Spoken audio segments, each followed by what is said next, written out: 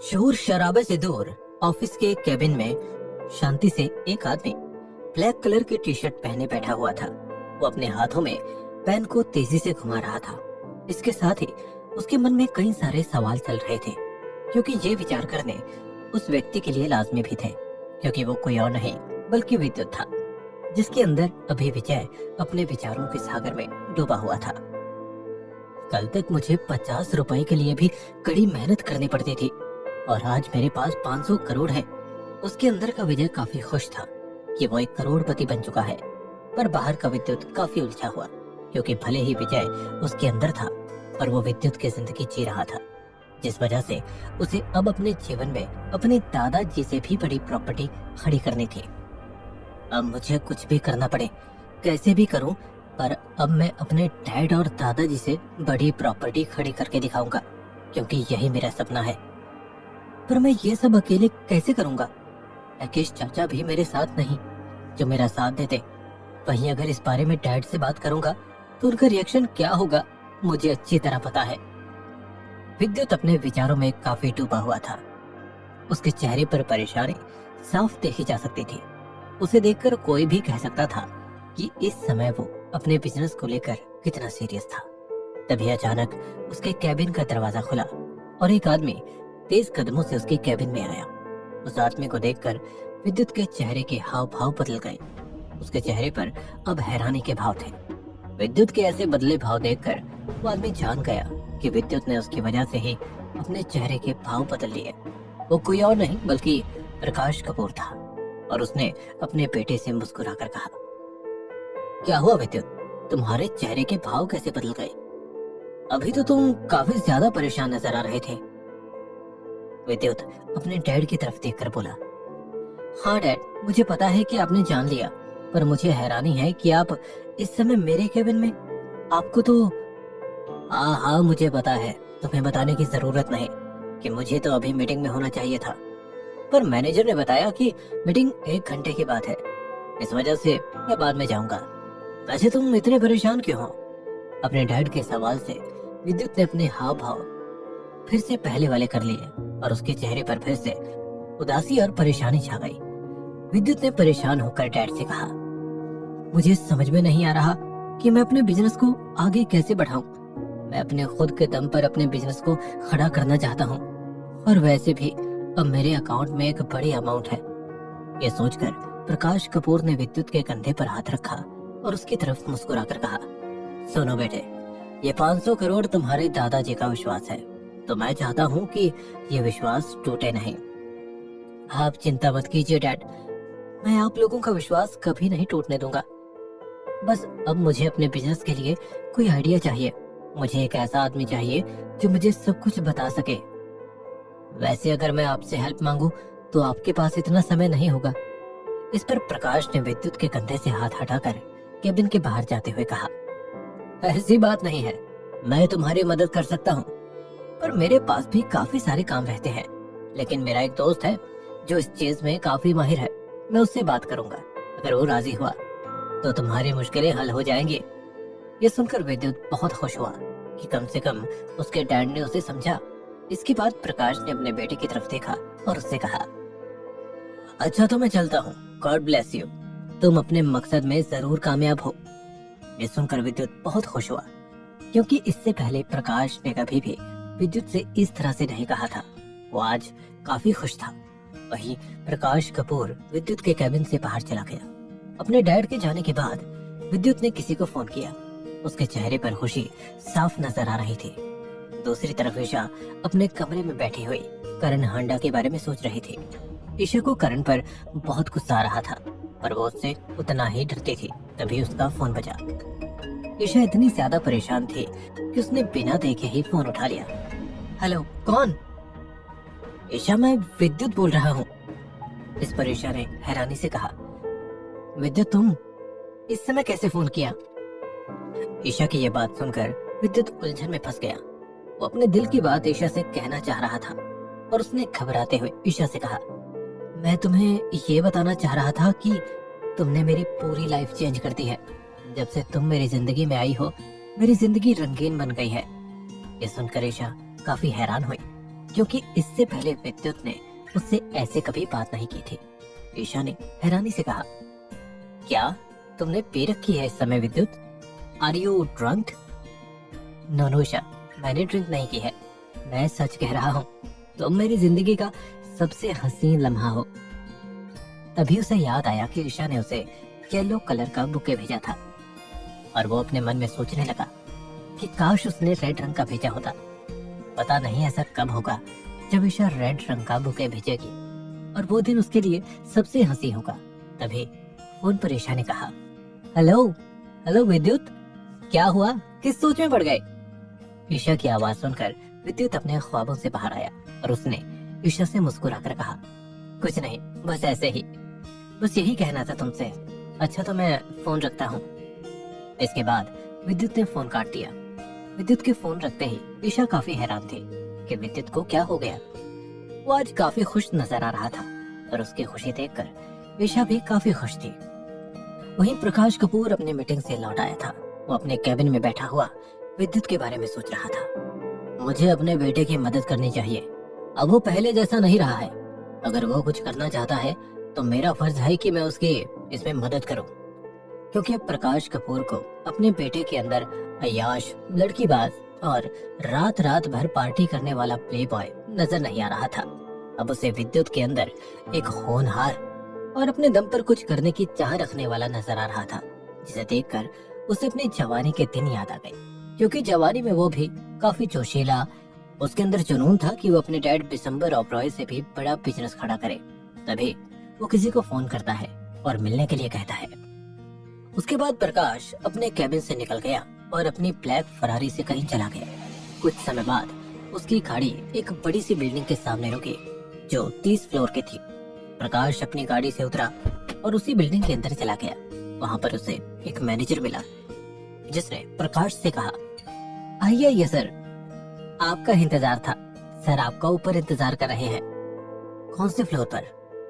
वो 25वें फ्लोर पर, आप लिफ्ट से चले जाइए। इसके बाद प्रकाश लिफ्ट में गया और 25वें फ्लोर पर पहुंच गया। 25वें फ्लोर पर पहुंचने के बाद वो वहां बने एक लग्जरी कैबिन में गया। उस कैबिन में 4 चेयर थी। उन्हीं में से एक चेयर पर एक आदमी बैठा हुआ बाहर की तरफ देख रहा था। इसी के साथ वो सिगरेट के धुएं को हवा में बड़ी मस्ती के साथ उड़ा रहा था। उस आदमी ने ब्लैक कलर का कोट पैंट पहना हुआ था। प्रकाश कपूर ने जब उस आदमी को देखा तो मुस्कुराकर कहा, कैसे हो सम्राट रॉय? जैसे ही उस व्यक्ति ने प्रकाश की आवाज सुनी, उसने अपनी चेयर प्रकाश की तरफ घुमाई और चेयर से खुश होकर उठा और प्रकाश की तरफ बढ़ा और उसे गले लगा लिया। आओ आओ माय फ्रेंड, मुझे तुम्हारा ही इंतजार था। कोई तकलीफ तो नहीं हुई आने में? नहीं नहीं, तकलीफ कैसी?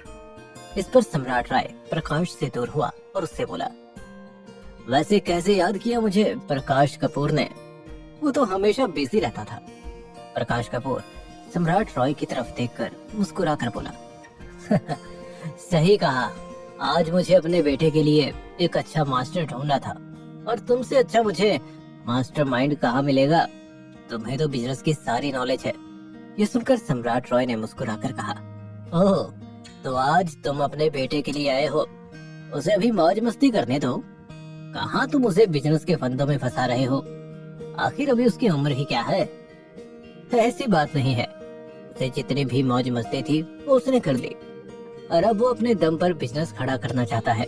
उसके अंदर वही जुनून है जो मेरे अंदर था कभी। इस पर सम्राट रॉय ने प्रकाश कपूर के कंधे पर हाथ रखा और उसे चेयर की तरफ लेकर आया। यही तो बहुत अच्छी बात है, अब सारी बातें यहीं कर लोगे।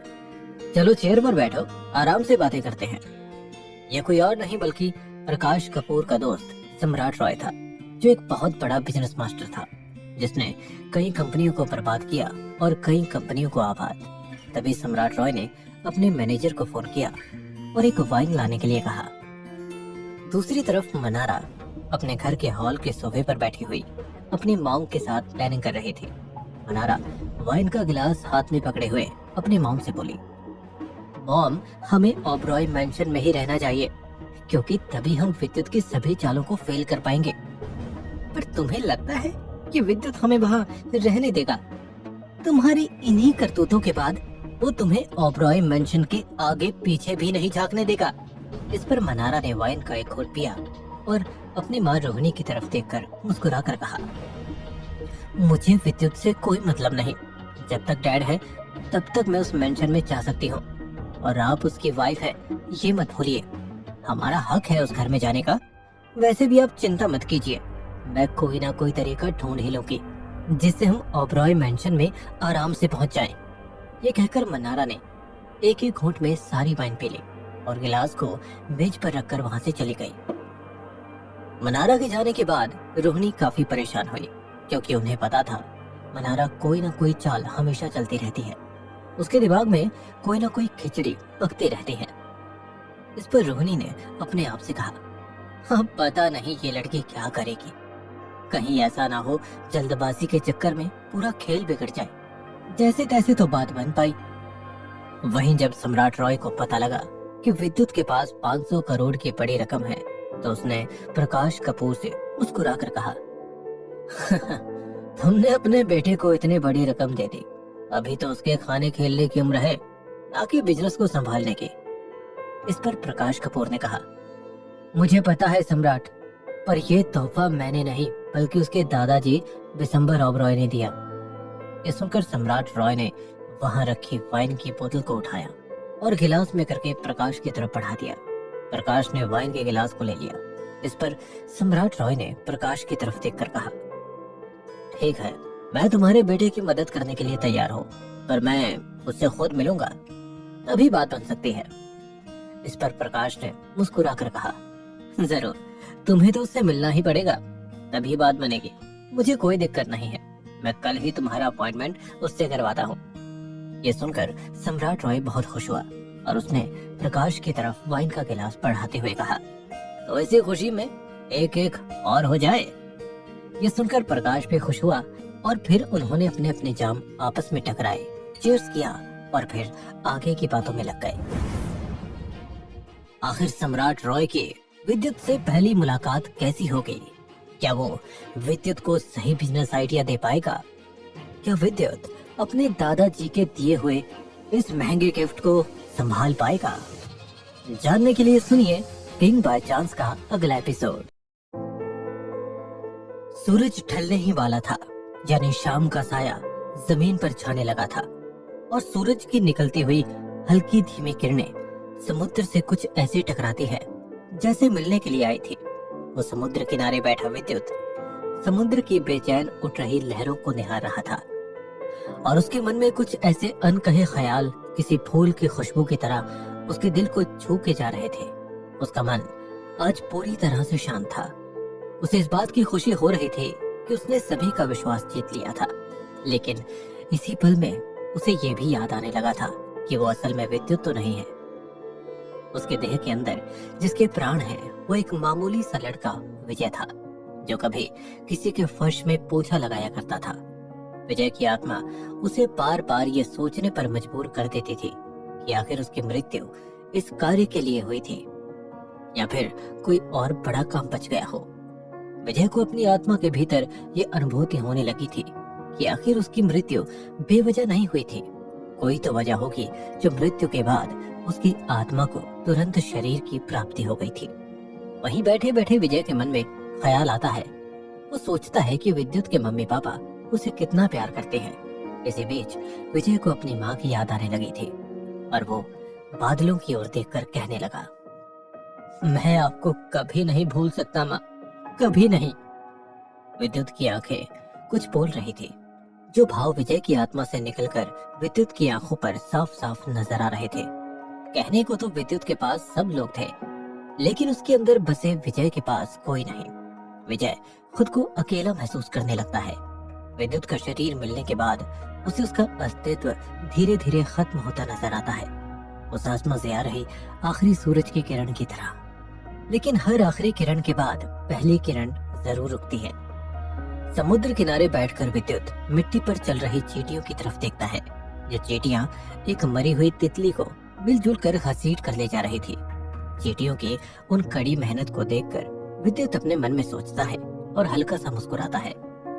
एकता हो तो क्या नहीं हो सकता। काश कोई मुझे समझने वाला होता, मैं किसी को बता पाता कि मैं विजय हूँ। काश कोई होता जो मुझे पहचान लेता। किसी से तो मैं अपने दिल की बात कह पाता। मैं किसी से कुछ बोलता भी तो हूँ, तो वो होती है सिर्फ और सिर्फ विजय के दिल की बात। लेकिन विद्युत के शरीर को पाने के बाद विद्युत तो कहीं खो सा गया है। कहाँ गए वो लाख परेशानियां होने के बाद भी अपने दोस्त के साथ टपरी पर शाम होते ही चाय पीने वाले दिन। बहुत कुछ याद आता है, सबकी यादें आती हैं, लेकिन क्या करूं, मेरे हाथ में कुछ नहीं। ये सब जो कुछ भी हो रहा है, ये भी ऊपर वाले का करिश्मा है। तभी वहाँ शांति से बैठे विद्युत के पास एक लड़का चलकर आता है, जो कि उसे उदास देखकर कहता है, क्या हो गया दोस्त? मैं तुम्हें ही देख रहा हूँ जो यहाँ अकेले बैठे हुए हो। बाकी सब तो किसी न किसी के साथ हैं। क्या बात है, अकेले क्यों आए हो? कोई है नहीं क्या साथ में? उस अनजान शख्स की बात का जवाब देते हुए विद्युत कहता है, तुम भी तो अकेले ही आए हो, तुम्हारे साथ कोई क्यों नहीं आया? विद्युत का जवाब सुनकर वो अनजान शख्स एक पल के लिए खामोश हो जाता है और अपने कंधे से बैग उतारकर विद्युत के बगल में रखता है और वहीं बैठ जाता है। तभी विद्युत उस अनजान लड़के से पूछता है, कौन हो तुम? मैं तो एक मुसाफिर हूँ, राह पर निकलता हूँ, मंजिल मिले तो सही, ना मिले तो भी सही। मुस्कुराते हुए वो लड़का विद्युत से कहता है। तभी विद्युत उसकी तरफ देखकर बोलता है, यहाँ हर कोई मुसाफिर ही है। कब किसका ठिकाना बदल जाए, कब कौन बदल जाए, कुछ नहीं पता। जिंदगी भी किसी अनजान राह से कम नहीं है। एक ऐसा सफर जिसके अगले कदम में हमें पता नहीं हमारे साथ क्या होने वाला है। बात तो बड़ी गजब की है दोस्त, अनजान लड़का कहता है। इसी पल दोनों एक दूसरे को देखकर मुस्कुराते हैं और वो लड़का बताता है कि उसका नाम विकास है और राजस्थान से मुंबई घूमने के लिए आया था। दोनों के बीच खूब बातचीत होती है और फिर वो दोनों दोस्त बन जाते हैं, आपस में नंबर शेयर करते हैं। फिर जैसे ही विद्युत वहाँ से उठकर जाने ही वाला होता है कि उसके फोन की घंटी बजती है। जेब में हाथ डालकर विद्युत अपना फोन निकालता है और देखता है कि अननोन नंबर से कॉल आया हुआ है। विद्युत कॉल रिसीव करता है तो दूसरी तरफ से आवाज आती है, oh hello dude, what's up? This side सम्राट रॉय। नाम तो सुना ही होगा। सम्राट रॉय एक बहुत बड़ी इन्वेस्टमेंट कंपनी का मालिक है और बिजनेस की दुनिया का मास्टरमाइंड। लोगों के दिमाग से खेलना उसके बाएं हाथ का काम है। सम्राट रॉय विद्युत के पापा प्रकाश ओबरॉय का सबसे खास दोस्त था और पापा की वजह से ही विद्युत भी उसे पहचानता था, लेकिन विजय उसे नहीं जानता था। एक पल के लिए विद्युत सोच में डूब जाता है कि वो किसका कॉल है, कौन था सम्राट रॉय। तभी एक बार फिर सम्राट रॉय बोलता है, हे ब्रो, पहचाना नहीं क्या? सम्राट के इतना बोलते ही कि वो विद्युत का ही कोई जानने वाला है। तभी विद्युत कहता है, हाँ हाँ पहचान लिया। देखो विद्युत, मुझे तुमसे मिलना था अर्जेंटली। बिजनेस को लेकर कुछ बातें करनी थी, बहुत जरूरी बातें। मुझे बताओ तुम्हारे पास समय कब है, हम दोनों कब मिले? सम्राट रॉय की बात को सुनने के बाद विद्युत कहता है, अभी तो मैं नहीं मिल सकता, कल सुबह मैं आ जाऊंगा आपके ऑफिस, वहीं बैठकर बातें कर लेंगे। ऑफिस में बुलाने के बाद सम्राट पूरी तरह से मना कर देता है। वो कहता है कि उसे ऑफिस में नहीं मिलना, वो किसी रेस्टोरेंट में मिलेंगे सुबह के वक्त। विद्युत इस बात को मान जाता है। अगली सुबह सम्राट रॉय और विद्युत एक रेस्टोरेंट में मिलते हैं। दोनों आमने सामने चेयर पर बैठकर हाथ में कॉफी का कप लिए बातचीत कर रहे थे। बातचीत के दौरान विद्युत को पता चलता है कि सम्राट रॉय उसके पापा प्रकाश ओबरॉय का सबसे खास दोस्त था। कॉफी का कप टेबल के ऊपर रखकर सम्राट रॉय विद्युत से कहता है, तो विद्युत, तुमसे मिलकर अच्छा लगा। बाकी तो देखो मैंने तुम्हें समझा दिया है कैसे क्या करना है, कहाँ कौन सी इन्वेस्टमेंट करनी है, फॉरेन कंट्री में कौन सी कंपनी है, वगैरह वगैरह। जो कुछ होता है सब मैंने तुम्हें बता दिया है। तुमने भी तो कुछ सोचा होगा, अपनी प्लानिंग बताओ। सम्राट रॉय की बात का जवाब देते हुए विद्युत कहता है, सर कहाँ कितना इन्वेस्ट करना है ये मैं आपको एक प्लानिंग के मुताबिक बता दूंगा। शाम तक मैं आपको सब कुछ भेजता हूँ। हाँ, लेकिन इस इन्वेस्टमेंट की प्लानिंग के बारे में मेरी माँ, पापा और दादाजी को मत बताना, क्योंकि मैं उन 500 करोड़ का 5000 करोड़ रुपए बनाकर सरप्राइज देना चाहता हूँ। आप समझ रहे हो ना मेरी बात को? बिल्कुल विद्युत, मैं अच्छी तरह से समझ रहा हूँ। आज से तुम ये सोचो कि तुम्हारे पैसों की जिम्मेदारी मेरी। तुम इस मामले में बिल्कुल निश्चिंत रहना। और हाँ, तुम्हारी प्लानिंग हो जाए तो हमें जल्द से जल्द फॉरेन कंट्री के लिए निकलना भी होगा। मैं आज उस कंपनी से बात करके सब कुछ फाइनल कर लेता हूँ। उसके बाद से हम कंपनी के बोर्ड ऑफ डायरेक्टर्स के साथ फॉरेन कंट्री में जाकर मीटिंग कर लेंगे और उनके डेल कंपनी में इन्वेस्टमेंट करेंगे और फिर देखना तुम सम्राट रॉय का कमाल। सम्राट रॉय की बातों को सुनकर विद्युत बेहद खुश होता है। दोनों रेस्टोरेंट से उठते हैं। समर्थ कॉफी का बिल पे करता है, फिर विद्युत को गले लगाता है और दोनों हाथ मिलाकर अपने अपने रास्ते निकल जाते हैं। सम्राट रेस्टोरेंट से निकलकर जैसे ही गाड़ी में बैठता है तभी उसे ख्याल आता है और वो अपने मन में कहता है, अगर मैं विद्युत के इतने सारे पैसों की जिम्मेदारी ले रहा हूँ तो ये बात उसके मॉम डैड को पता होनी चाहिए। और वो बोल रहा था कि उन्हें कुछ मत बताना। नहीं, ये गलत है, मुझे अभी विद्युत को कॉल करना चाहिए। इतना सोचते ही सम्राट रॉय जेब से फोन निकालकर विद्युत को कॉल करता है। हेलो विद्युत, मुझे तुमसे कुछ कहना है। अगर मैं तुम्हारे पैसों की जिम्मेदारी ले रहा हूँ तो ये बात तुम्हारे माँ बाप को पता होनी चाहिए। मेरी मानो तो तुम उन्हें सब कुछ बता दो, इससे ना तुम्हें प्रॉब्लम होगी ना मुझे। लेकिन सम्राट सर, आप बात को समझिए, मैं उन्हें बताऊंगा लेकिन मुझे इतनी जल्दी उन्हें नहीं बताना। विद्युत सम्राट से कहता है, लेकिन विद्युत तुम मेरी बात को समझो, तुम अपने घर में इस बात को बताओ। सम्राट रॉय की काफी जिद करने के बाद विद्युत मान जाता है। ओके सर, मैं डिस्कस कर लूंगा पापा से भी। दूसरी ओर मनारा और रोहिणी विद्युत के परिवार की खुशियों का मातम बनाने के लिए पहुंच जाते हैं उनके घर और अपना रंग ऐसे बदलते हैं जैसे दोनों गिरगिट हो। मनारा और प्रकाश की पत्नी रोहिणी और उसके मामा ओम प्रकाश के घर उसके सामने जाते हैं, जहां उनका पूरा परिवार गीता, दिसंबर और रॉय होते हैं। तभी मनारा अपना सर झुकाकर कहती है, पापा, मैं अपने किए पर बहुत शर्मिंदा हूँ, मुझे माफ कर दो, मैं सुधरना चाहती हूँ, मैं बहुत बेकार बेटी हूँ, मुझे माफ कर दो पापा। प्रकाश से माफी मांगते हुए मनारा की आंखों में आंसू आने लगते हैं, लेकिन प्रकाश समझ नहीं पाता वो आंसू मगरमच्छ के आंसू थे और मनारा के आंसुओं में पिघल जाते हैं। तभी मनारा के साथ प्रकाश की पत्नी रोहिणी भी रोने लगती है। दोनों को रोता हुआ देखकर प्रकाश को ये लगता है कि उन्हें अपने किए का पछतावा है, इसीलिए वो दोनों सामने से माफी मांगने के लिए उनके घर पर आए हुए हैं। तभी प्रकाश के पैरों में झुककर रोहिणी रोते हुए बोलती है, मुझे भी माफ कर दो, मैंने आपके साथ जो भी किया मुझे भी अपने किए पर बहुत पछतावा है, मुझे माफ कर दो, मुझे जिंदगी भर इस बात का दुख रहेगा कि मैं आपके साथ। इतना बोलते ही रोहिणी वहीं फर्श पर बैठकर रोने लगती है। प्रकाश अपनी बेटी और पत्नी को देखकर भावुक हो जाता है और उनके झूठे आंसुओं के पीछे पिघल जाता है। उन्हें रोता देख वो पूरी तरह से भूल जाता है कि उन दोनों ने क्या किया था। भावुक प्रकाश अपनी बीवी रोहिणी को फर्श से उठाता है और बेड के ऊपर बिठाकर कहता है, तुम दोनों रोना बंद करो, अच्छी बात है तुम्हें अपने किए पर पछतावा है, मैं तुम्हें माफ करता हूँ। प्रकाश के बोलते ही मनारा उसके पीछे से कहती है, पापा, क्या हम लोग आपके साथ इस घर में रह सकते हैं? हमें भी पूरे परिवार के साथ रहना है, खुशियाँ बांटनी है। उन दोनों के पछतावे को देखकर प्रकाश मान जाता है और उन्हें अपने घर में रहने की इजाजत देता है। यही प्रकाश कपूर की सबसे बड़ी गलती होती है। मनारा वहाँ खुशियाँ बांटने नहीं बल्कि उनकी खुशियों में आग लगाने आई थी। ओबरॉय मेंशन में रहने की इजाजत देने के बाद प्रकाश अपने पिता दिसंबर ओबरॉय को बताता है। प्रकाश की बातों को सुनकर दिसंबर भी मान जाता है, लेकिन उसे फिर भी मनारा और रोहिणी को लेकर शक का एक छोटा सा कांटा चुभ जाता है।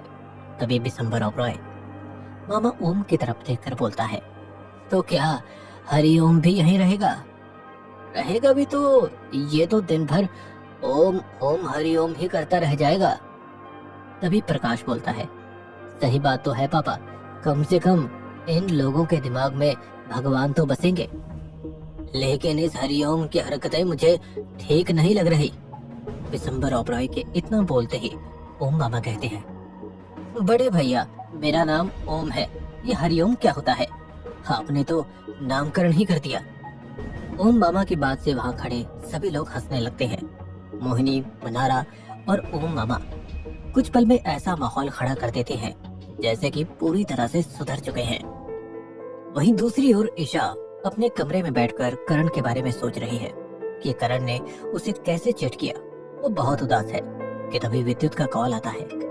ईशा तुरंत विद्युत का कॉल उठाती है और उसके मन में करण को लेकर जो भी चल रहा होता है और जो करण ने उसके साथ किया वो सब कुछ विद्युत को बता देती है। विद्युत ईशा के दुख को समझने की कोशिश करता है और बहुत ही प्यार से बोलता है, ईशा, क्या तुम मेरे साथ डेट पर चलोगी? विद्युत की बात का जवाब देते हुए ईशा बोलती है, कहाँ लेकर जाओगे विद्युत? वहाँ जहाँ एक सुहाना खुला आसमान होगा। आसमान में एक चांद होगा जो जमीन में बसे चांद को निहार रहा होगा। तारों की महफिल होगी जो टिम टिम टिम टिमा रहे होंगे। एक चांदनी रात होगी, मैं और तुम होंगे और वहाँ कोई नहीं होगा। ठीक ऐसी ही जगह लेकर जाऊंगा मैं तुम्हें ईशा। विद्युत की इस बात को सुनते ही ईशा बहुत ही एक्साइटमेंट के साथ कहती है, सो रोमांटिक। विद्युत, मुझे जाना है, मुझे तुम जल्द से जल्द लेकर चलो। ईशा विद्युत के साथ डेट पर जाने के लिए हाँ कर देती है, लेकिन दोनों इस बात से बेखबर है कि डेट के नाम पर उनके साथ क्या क्या होने वाला था। आखिर क्या मोड़ आएगा इस कहानी में? क्या होगा डेट पर ईशा और विद्युत के साथ? और क्या षड्यंत्र लेकर आई हैं मनारा और उसकी माँ ओबरॉय मेंशन में? जानने के लिए सुनिए किंग बाय चांस का अगला एपिसोड। रेड कलर की कुर्ती पहन अपने बालों को बिखेरते हुए ईशा विद्युत के साथ डेट पर जाने के लिए रेडी हो चुकी थी और दूसरी ओर विद्युत भी ईशा को उस जगह ले जाने के लिए बेताब हुआ जा रहा था। तैयार होने के बाद ईशा अपना फोन उठाती है और विद्युत को कॉल लगाती है।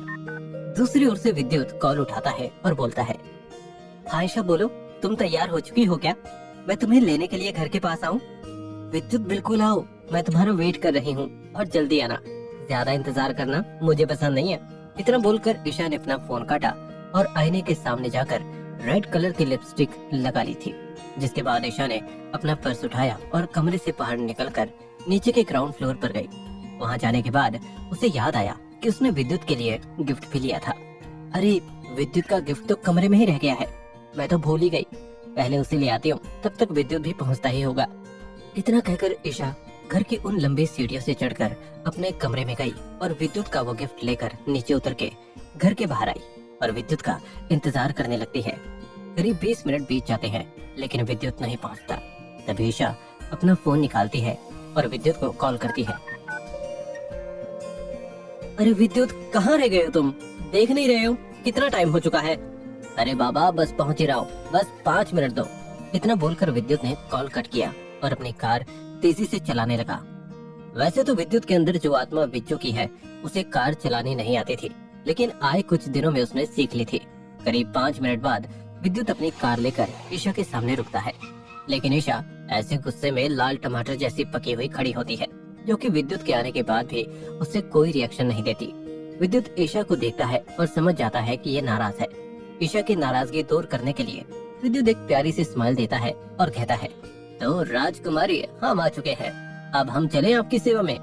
विद्युत के इतना बोलते ही ईशा बहुत ही गुस्से में कहती है, मैं ना वो ईंट देख रहे हो ना तुम, उसे उठाऊंगी और तुम्हारा सर फोड़ दूंगी। कितनी देरी से आ रहे हो? 10 मिनट बोलकर पूरा आधा घंटा लगा दिया। मार खानी है तुम्हें? खानी है तो बताओ, अभी बताती हूँ। ईशा के इस गुस्से को देखकर विद्युत की हंसी छूट जाती है और वो हंसते हुए कहता है, तुम गुस्से में और भी ज्यादा प्यारी लगती हो। इसी पर एक शेर अर्ज करता हूँ, तेरी जुल्फों के तले सितारों की रात होगी, चांद बैठेगा बालों में, आंखों में आपके कायनात होगी। आचार डालो अपने शेर का। अब चलोगे भी या यहीं खड़े होकर दांत फाड़ते रहोगे? पहले प्यार से बोलो, ऐसे गुस्से में कहोगे तो मुझे नहीं जाना।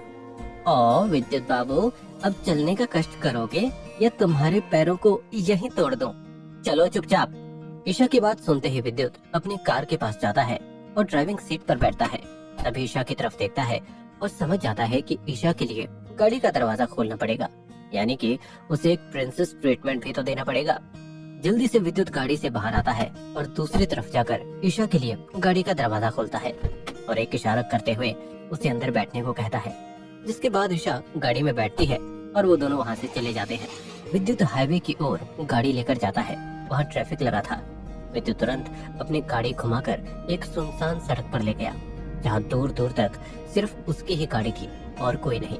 अपने दोनों साइड जंगल को देखकर ईशा एक हल्की आवाज में कहती है, विद्युत, तुम ये मुझे कहाँ लेकर जा रहे हो? चारों तरफ बस जंगल ही जंगल है। अरे क्यों डरती हो? शॉर्टकट रास्ता है, इस जगह से हम जल्दी पहुंच जाएंगे। रुको, मैं तुम्हारे लिए गाड़ी में गाने चलाता हूँ। इतना कहते ही विद्युत अपने फोन का स्पॉटिफाई ऑन करता है और ब्लूटूथ से कनेक्ट करके गाना चलाता है। पी लूं तेरे नीले नीले होठों से शबनम।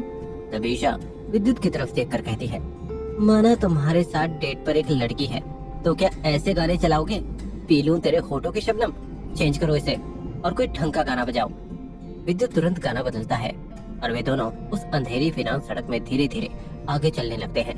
तभी एक मोड़ आती है, वहाँ पर विद्युत की गाड़ी का टायर पंचर हो जाता है और गाड़ी वहीं रुक जाती है। आसपास पूरा जंगल होता है, दूर दूर तक ना तो कोई दिखाई देता है और ना ही कोई गाड़ी। तभी ईशा विद्युत की तरफ देखती है और कहती है, क्या हुआ? गाड़ी क्यों रुक गई?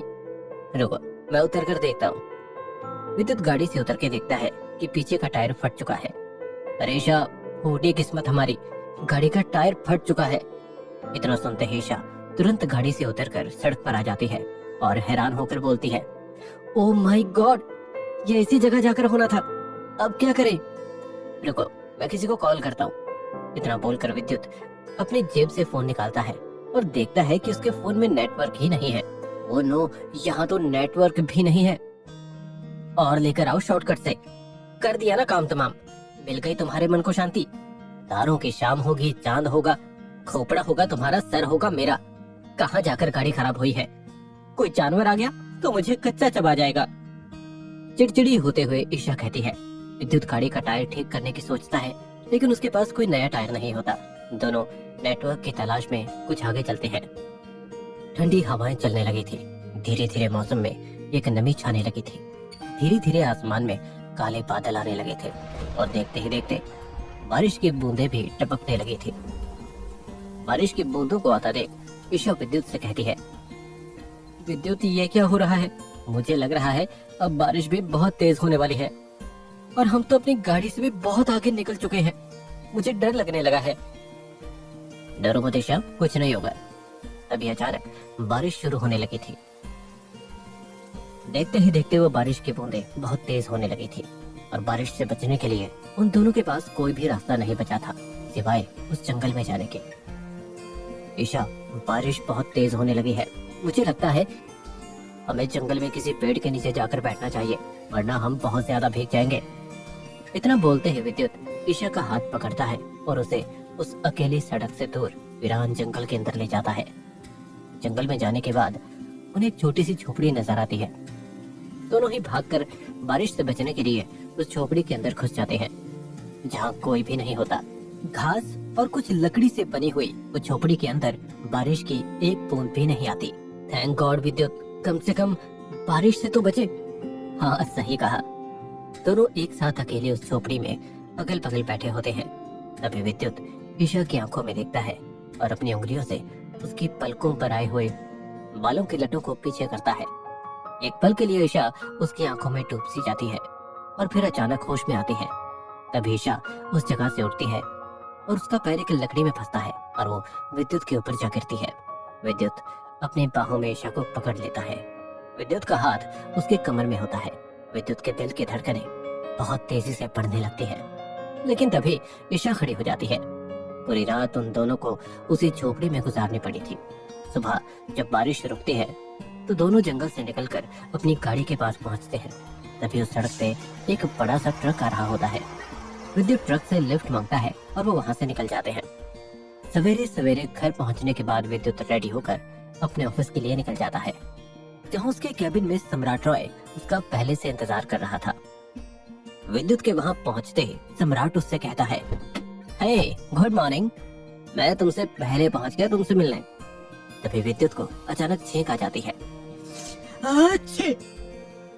अरे अरे, आराम से भाई, कल तक तो ठीक थे, ये रातों रात जुकाम कैसे हो गया? अरे सॉरी सर, वो थोड़ा बारिश में भीग गया था, इस वजह से। फिर दोनों साथ बैठकर आगे के प्लान की बातचीत करते हैं।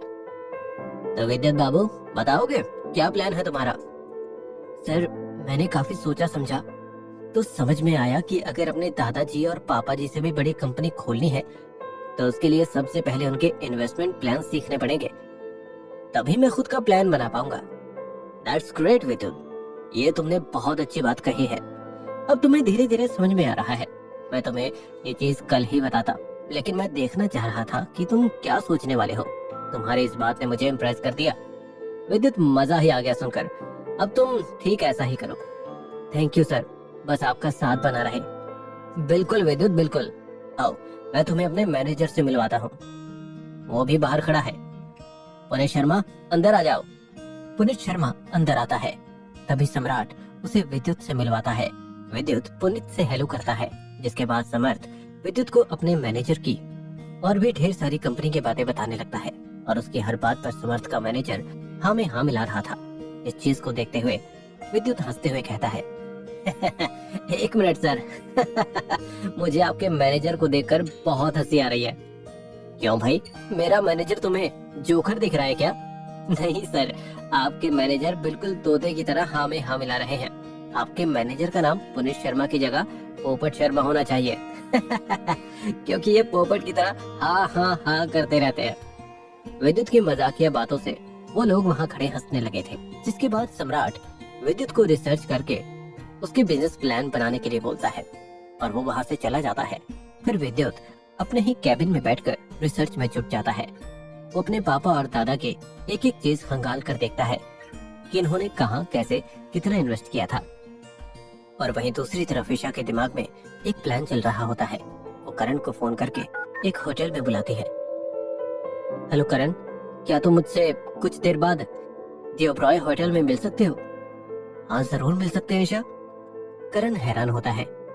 जो ईशा उसे कभी मुंह ना दिखाने को कहती है, आज वो उसे खुद सामने से मिलने के लिए बुला रही है। करण कुछ देर में रेडी होता है और मुंबई के बड़े होटल में ईशा से मिलने के लिए चला जाता है। करण के चेहरे पर एक अलग खुशी थी। वो सोच रहा था कि ईशा ने उसे माफ कर दिया है। हाथ में एक लाल रंग का फूल लिए करण पहुंच जाता है the Oberoi hotel, room number 22। करण जल्दी से होटल पहुंचता है और रूम नंबर 22 में जाता है तो ईशा वहाँ अकेली बैठी हुई थी। तब ईशा करण को देखकर कहती है, आओ करण, तुम्हारा ही तो इंतजार था। ईशा, वो मैं तुमसे माफी मांगने आया हूँ। कोई बात नहीं करण, मैंने तुम्हें माफ कर दिया।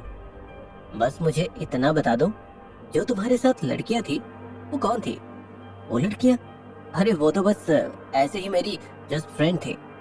यार ऐसे तुम खामखा शक करती हो, उनके साथ मेरा ऐसा कुछ भी सीन नहीं था, बस दोस्त लोग थे और कुछ नहीं। करण के इतना बोलते ही वहाँ उसकी सारी गर्लफ्रेंड्स आ जाती हैं। उन सबको एक साथ देखकर करण हैरान हो जाता है, जिसमें से एक गर्लफ्रेंड बोलती है, अच्छा जस्ट फ्रेंड्स? ईशा की इस हरकत से करण पूरा का पूरा हैरान है। उसे कुछ समझ नहीं आ रहा कि क्या किया जाए। और वहीं दूसरी तरफ मन्नारा और रोहिणी को इस बात का पता चलता है। वो दोनों सम्राट रॉय के साथ मिलकर इन्वेस्ट कर रहे हैं। वो तो दोनों सम्राट से मिलकर उसे अपनी तरफ करने की सोचते हैं। क्या मन्नारा और रोहिणी अपने मकसद में कामयाब हो पाएंगे? ईशा के इस प्लान के बाद आगे करण क्या करने वाला है? क्या विद्युत अपने प्लान में सक्सेसफुल हो पाएगा? जानने के लिए सुनिए किंग बाय चांस का अगला एपिसोड। एक कमरे में काफी अंधेरा था और एक बेड पर एक लड़की व्हाइट ड्रेस में लेटी हुई थी। उसके चेहरे पर गुस्सा साफ साफ नजर आ रहा था। अचानक से वो बेड से उठी और मेज पर रखी लाइट ऑन कर दी। लाइट ऑन होते ही उसके चेहरे का गुस्सा साफ देखा जा सकता था। उसने अपना फोन उठाया और उस पर किसी की फोटो देखने लगी। फोटो देखते ही वो काफी गुस्से में बोली, यू चीटर, मुझे नहीं पता था तुम इतने बड़े अय्याशी होंगे। मैं तो सोचती थी कि तुम मेरे प्रति सीरियस हो, पर अब पता लगा है तुम तो सिर्फ लड़कियों के जिस्म से खेलना जानते हो। ये कहकर उसने अपना फोन बेड पर फेंक दिया। ये कोई और नहीं बल्कि ईशा थी, जो कि काफी गुस्से में थी, क्योंकि करण की उस दिन की हरकतों की वजह से वो काफी गुस्से में आ गई थी। उसे नहीं पता था कि करण हांडा इतना बड़ा लड़कीबाज था। तभी उसे विद्युत की याद आई और उसके चेहरे की रंगत बदल गई। जो पहले चेहरा गुस्से से लाल था वो फिर से पहले की तरह नॉर्मल होने लगा और ईशा ने खिड़की की तरफ जाते हुए कहा, मैं तो विद्युत को लड़कीबाज समझ रही थी, पर वो तो कितना अच्छा है। अब वो कितना होनहार हो गया है, उसके अंदर कोई भी बुराई नहीं। उसमें इस करण हांडा से लाख अच्छाइयां हैं। ईशा को विद्युत में अच्छाइयां नजर आने लगी। वह विद्युत पर भरोसा कर सकती थी क्योंकि करण हांडा ने कई बार ईशा के साथ बदतमीजी की थी। वही वो विद्युत से जितनी बार मिली उसने हमेशा उससे प्यार से ही बात की। इस पर ईशा ने कहा, इससे तो अच्छा विद्युत है और अब मेरा नजरिया उसके प्रति बदल गया, मैं उस पर भरोसा कर सकती हूँ। दूसरी तरफ विद्युत सम्राट रॉय के साथ अपने कैबिन में बैठा हुआ था और वो अपने फ्यूचर प्लान के बारे में उसे बता रहा था। विद्युत ने सम्राट की तरफ देखकर कहा, मैं चाहता हूँ मैं एक प्रोडक्शन हाउस खोलूं और उसमें अपने पापा को सीईओ बनाऊं, क्योंकि मेरे पापा का सपना था कि वो फिल्म्स के डायरेक्टर बने। ये सुनकर सम्राट रॉय काफी हैरान हुआ क्योंकि प्रकाश ने इस बारे में सम्राट रॉय से कभी बात नहीं की थी और उसने हंसते हुए विद्युत की तरफ देखकर कहा, मुझे तो पता ही नहीं था मेरा दोस्त कभी डायरेक्टर भी बनना चाहता था। मैं तो उसे एक खड़ूस बिजनेसमैन समझ रहा था। वैसे विद्युत मानना पड़ेगा, तुम्हारे डैड काफी छुपे रुस्तम निकले। यह सुनकर विद्युत ने मुस्कुरा कर कहा, मुझे भी कहाँ पता था अंकल, पर अब जब पता लग गया है तो सोच रहा हूँ कि उन्हें एक सरप्राइज दो जिससे वो खुश हो जाएं। ये तो बहुत अच्छी बात है विद्युत कि तुम अपने डैड का सपना पूरा करना चाहते हो। वैसे आजकल के बच्चे सिर्फ अपने सपनों के बारे में सोचते हैं। प्रकाश से बात करके देखूंगा, उसने मुझे कभी नहीं बताया अपने डायरेक्टर बनने के बारे में। अगर बताया होता तो मैं उसकी फिल्मों का हीरो बन जाता। ये कहकर सम्राट रॉय हंसने लगा। सम्राट को हंसता हुआ देखकर विद्युत भी मुस्कुराया और उसने सम्राट की तरफ देखकर कहा, वैसे अंकल मैं तो सोचता था आप सिर्फ बिजनेस के मास्टरमाइंड है, पर आप तो काफी फनी भी है।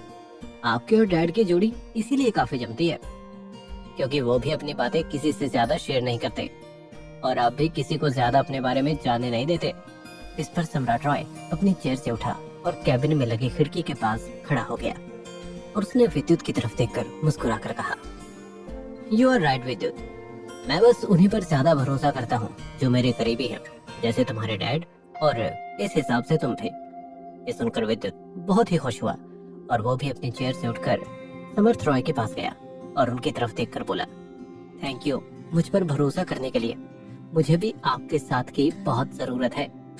इस पर सम्राट रॉय ने मुस्कुराकर विद्युत के कंधे पर हाथ रखा और उससे कहा, जरूर, मैं भी यही चाहूंगा कि तुम अपने मकसद में जरूर कामयाब हो। तुम जो पाना चाहते हो उसमें तुम्हें सक्सेस जरूर मिले। तभी सम्राट रॉय ने फिर से प्रकाश कपूर की खिंचाई करते हुए हंसकर कहा, वैसे मुझे पता नहीं था मेरा दोस्त इतना छुपा रुस्तम निकलेगा। आने दो, उसकी तब खिंचाई करूंगा। जी जरूर, पर आगे की प्लानिंग भी तो कर लें। आप ये बताइए कि मैं इसे शुरू कैसे करूं? मैंने आपको अपना फ्यूचर प्लान तो बता दिया है। इस पर सम्राट रॉय ने मुस्कुराकर विद्युत से कहा, तुम उसकी चिंता मत करो बेटे, मुझे बहुत खुशी है कि तुम अपने डैड का सपना पूरा करना चाहते हो और मैं इसमें तुम्हारी पूरी मदद करूंगा। वैसे तुम्हारा इन्वेस्टमेंट प्लान क्या है? ये सुनकर विद्युत को याद आया कि हाँ, उसके अंकल बिल्कुल सही कह रहे थे। उसने अपना फ्यूचर प्लान बताया पर इन्वेस्टमेंट प्लान तो बताया ही नहीं और वो वापस मेज पर गया और वहाँ रखी एक फाइल को उठाकर उसमें पेन से अपना इन्वेस्टमेंट प्लान बनाने लगा। उसे इतनी लगन से इन्वेस्टमेंट प्लान बनाता देख सम्राट रॉय बहुत ही खुश हो रहा था। थोड़ी देर में विद्युत ने अपना इन्वेस्टमेंट प्लान बना लिया और सम्राट रॉय के पास अपनी फाइल लेकर गया और उसे फाइल दिखाकर कहा, देखिए अंकल, मैंने ये प्लान किया है, अब आपकी क्या राय है इसके बारे में? जब सम्राट रॉय ने विद्युत का इन्वेस्टमेंट प्लान देखा तो वो चौंक गया क्योंकि उसने सब कुछ एकदम परफेक्ट प्लान किया था और उसने प्लान को देखकर कहा, तुमने तो सब कुछ एकदम क्लियरली प्लान कर लिया। तुम्हारे दिमाग को देखकर लग रहा है कि तुम्हें मेरी तो जरूरत ही नहीं है। इस पर विद्युत ने मुस्कुराकर सम्राट से कहा, ऐसी बात नहीं अंकल, कई बार ऐसा हो जाता है कि दिमाग काम करना बंद कर देता है और वैसे भी ये एक ही तो है, अभी दूसरा प्लान भी तो बनाना है, मैं आपको वो भी समझाता हूँ। ये सुनकर सम्राट रॉय काफी हैरान हुआ। दूसरा प्लान? वो क्या है? हाँ, दूसरा प्लान मैं अभी आपको वो भी बनाकर बताता हूँ। इसके बाद विद्युत अपनी फाइल लेकर वापस से मेज पर गया और एक पेपर पर अपने प्लान को बनाने लगा। वहीं सम्राट भी फिर से अपनी चेयर पर आ गया और विद्युत को प्लान बनाते देख रहा था। उसे यकीन नहीं हो रहा था कि ये लड़का इतना सब सोच सकता था। वहीं विद्युत भी अपने मन में सोच रहा था, अच्छा हुआ एकेश चाचा ने मुझे बिजनेस की इतनी नॉलेज दी, आज बहुत काम आ रहा है उनका सिखाया हुआ, वरना मैंने कभी बिजनेस की एबीसी नहीं सीखी, ना ही कभी बिजनेस किया था। दूसरी तरफ मनारा ओबरॉय मेंशन हाउस में थी। प्रकाश कपूर गीता से हॉल में कुछ बात कर रहे थे। तभी वहां पर मनारा आई और उसने अपने डैड से कहा, डैड, मैं भी ऑफिस जाना चाहती हूँ। मैं चाहती हूँ कि मैं अब ऑफिस के कामों को संभालूं। इस पर बिना मनारा को देखे प्रकाश कपूर ने मना करते हुए कहा, नहीं, तुम्हें कहीं जाने की जरूरत नहीं है, तुम घर पर ही रहो। पर क्यों डैड? क्या मैं ऑफिस नहीं संभाल सकती? क्या मेरे अंदर काबिलियत नहीं है? इस पर प्रकाश कपूर ने मनारा की तरफ गुस्से से देखकर कहा, ये तो तुम्हें खुद पता होना चाहिए, मुझसे क्यों पूछ रही हो? प्रकाश को बेरुखी से बात करता देख गीता ने मनारा का साथ दिया। उसने प्रकाश की तरफ देखकर कहा, अगर मनारा ऑफिस जाना चाहती है तो उसे जाने दीजिए ना। आखिर उसे भी तो पता होना चाहिए कि ऑफिस में कितना कारोबार होता है, और अगर वो घर पर रहेगी तो उसे फिर हमारी प्रॉपर्टी और ऑफिस के बारे में पता कैसे लगेगा? इस पर प्रकाश ने हैरानी भरी नजर से गीता की तरफ देखकर कहा, क्या तुम ये सोचती हो मनारा के बारे में, जबकि तुम्हें पता है इसने क्या किया? फिर भी मुझे पता है, पर हर इंसान को दूसरा मौका तो मिलना ही चाहिए। शायद मनारा सुधर गई हो, ऐसा भी तो हो सकता है। और जब तक आप उसे दूसरा मौका नहीं देंगे तब तक वो आपके नजरिए पर खरी कैसे उतरेगी? गीता की बातों को सुनकर प्रकाश कपूर का मनारा के प्रति रवैया थोड़ा बदला और उसने मनारा की तरफ देखकर कहा, ठीक है, कल से ऑफिस ज्वाइन कर लेना, पर ठीक समय पर आना। मुझे देर से आने वाले लोग बिल्कुल भी पसंद नहीं है। ये सुनकर मनारा बहुत ही खुश हो गई। इस समय मनारा की खुशी का कोई ठिकाना नहीं था। उसे ऐसा लग रहा था जैसे उसे विद्युत की बर्बादी की एक और चाबी मिल गई हो। और उसने अपने डैड की तरफ मुस्कुराकर कहा, ठीक है डैड, मैं कल से ही ऑफिस ज्वाइन कर लूंगी। थैंक यू सो मच मुझ पर भरोसा करने के लिए। फिर उसने गीता की तरफ देखा और मुस्कुराकर कहा, आपका भी थैंक्स छोटी मॉम, जो आपने मेरी हेल्प की। इस पर गीता ने मुस्कुराकर कहा, इसमें थैंक्स की क्या बात है, आखिर मैं भी तो तुम्हारी माँ ही हूँ, और वैसे भी तुम विद्युत की इकलौती बहन हो। ये सुनकर मनारा बहुत खुश हुई, जिसके बाद मनारा वहाँ से चली गई। मनारा इस समय काफी खुश थी और उसने मन ही मन अपने आप से कहा, मुझे नहीं पता था तुम इतनी बेवकूफ होगी गीता, पर कोई बात नहीं, तुमने खुद ही मुझे अपने बेटे की बर्बादी की चाबी दे दी। दूसरी तरफ विद्युत गीता फैब्रिक के लिए एक नया चार्ट प्लान तैयार कर रहा था। वो चाहता था पिछली बार उसने जो गलतियां की और उसकी फैक्ट्री के साथ जो भी हुआ वो इस बार ना हो। इसीलिए उसने सम्राट रॉय की तरफ पेपर दिखाते हुए कहा, ये मेरा दूसरा प्लान है, गीता फैब्रिक। इसे मैंने अपने मॉम के बर्थडे पर रिलीज किया था, पर किसी कारण मेरी फैक्ट्री में आग लग गई, या फिर यूं कहूँ किसी ने मेरी फैक्ट्री में आग लगा दी थी। पर अब मैं इसे फिर से शुरू करना चाहता हूँ। गीता नाम सुनकर समर्थ रॉय ने अपने दिमाग पर जोर डालते हुए कहा, शायद मुझे जहाँ तक याद है गीता तुम्हारी मॉम का नाम है ना? तुम ये सब अपने मॉम डैड के लिए कर रहे हो? इस पर विद्युत ने फाइल को एक तरफ रखकर सम्राट रॉय से कहा, यस अंकल, मैं ये सब अपने मॉम डैड की खुशियों के लिए कर रहा हूँ, और मैं चाहता हूँ कि आप मेरी इसमें हेल्प करें, जिससे मैं इसे नई ऊंचाइयों पर लेकर जा सकूं। ये सुनकर समर्थ रॉय बहुत खुश हुआ और उसने विद्युत को पेपर देते हुए कहा, मैंने आज तक ऐसे लड़के बहुत देखे हैं जो अपने माँ बाप के पैसों पर अय्याशी और लड़कीबाजी करते हैं, पर आज पहली बार एक ऐसे लड़के से मिल रहा हूँ जो अपने दम पर अपनी खुद की कंपनी खड़ा करना चाहता है। तुम्हारे डैड जब ये सब जानेंगे तो उन्हें तुम पर काफी प्राउड फील होगा बेटा। मैं भी यही चाहता हूँ अंकल, कि उन्हें मेरे ऊपर काफी प्राउड फील हो। इसके लिए मुझे बहुत मेहनत करनी पड़ेगी। इस पर सम्राट रॉय ने मुस्कुराकर कहा, तुम चिंता मत करो, मैं तुम्हारी इसमें मदद जरूर करूंगा। अब आज से तुम्हारी दोनों कंपनियों को आगे ले जाने की जिम्मेदारी मेरी है, बस तुम मेहनत से अपने टारगेट पर लगे रहो। ये सुनकर विद्युत बहुत खुश हुआ। उसे उम्मीद थी कि इस बार वो अपनी मेहनत में जरूर सफल होगा, जिससे वो अपने डैड और अपने दादा से भी बड़ी कंपनी को खड़ी कर पाएगा और अपने डैड मॉम को एक नया तोहफा दे पाएगा।